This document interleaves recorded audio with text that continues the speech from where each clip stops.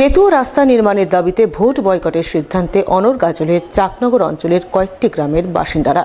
দাবি পূরণ না হলে আসন্ন বিধানসভা ভোটে কেউই বুথমুখ হবে না বলে হুঁশিয়ারি গ্রামবাসীদের।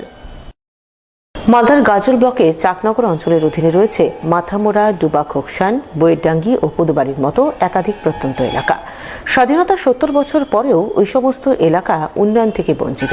গ্রামে নেই কোনো পাকা রাস্তাঘাট, টাঙ্গন নদীর উপর নেই পাকা সেতু, বাঁশের অস্থায়ী সাঁকো তৈরি করেই বছরের পর বছর যাতায়াত করছেন গ্রামবাসীরা।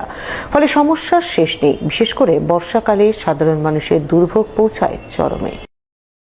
দাবিটা অনেকদিন থেকেই করছি, নেতারা আসছে, প্রতিশ্রুতি দিচ্ছে, কিন্তু ভোট পার হয়ে গেলে আর সেই প্রতিশ্রুতির আর খবর নাই, তারা আর দেখে না। তো এবার যদি আমাদের দাবি পূরণ না হয় আমরা ভোট বয়কট করছি, ভোট আমরা দেব না। আমাদের সেরকম পাকাপোক্ত কিছু দেখাতে হবে, তবে আমরা ভোট দেব। আমাদের ভদ্র মহিলা যা বললো, আমাদের প্রত্যেকটা মহিলার একই জবাব, আমাদের সেতু না হলে আমরা ভোট বয়কট করছি এবং করবই। এই সিদ্ধান্ত থেকে আমরা এক পা হটব না। আমাদের এরকম অনেক নেতারা প্রতিশ্রুতি দিয়েছে, কিন্তু আমরা কোনো কাজ পাইনি। আমাদের যদি একটা ডেলিভারি পেন উঠে, তাহলে আমরা কি করে নিয়ে যাব? সেতু না থাকলে কত ডেলিভারি তো মারাই যাচ্ছে বাড়িতে। এই পরিস্থিতিতে চাকনগর অঞ্চলের মাথামোড়া, ডুবা, খোকসান, বইয়েরডাঙ্গি ও কোদবাড়ি এই 4টি গ্রামের বাসিন্দারা মিলে এবার ভোট বয়কটের সিদ্ধান্ত নিয়েছেন। এই মর্মে তারা গ্রাম জুড়ে পোস্টার লাগিয়েছেন। গত কয়েকদিন ধরে গ্রামবাসীরা নিজেদের মধ্যে মিটিং ও আলোচনা করছেন।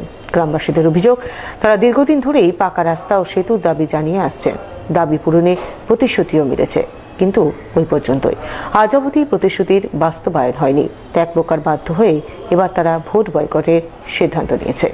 দাবি পূরণ না হওয়া পর্যন্ত সিদ্ধান্তে অনড় থাকবে। স্বভাবতই ক্ষোভে ফুঁসছেন এলাকার বাসিন্দারা। আমরা অনেকভাবেই ভোট দিয়েছি, আমরা কিন্তু কোনো আমাদের সুরা হয় না, শুধু আমাদের ভোটই নিয়েছে।